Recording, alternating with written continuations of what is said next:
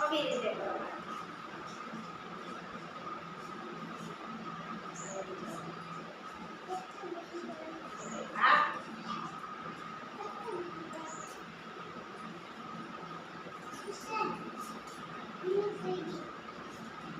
શું બની ગયું? આ શું બનાવ્યું? શું બનાવ્યું?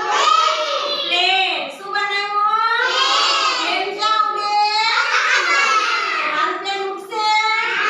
ઉડી જા.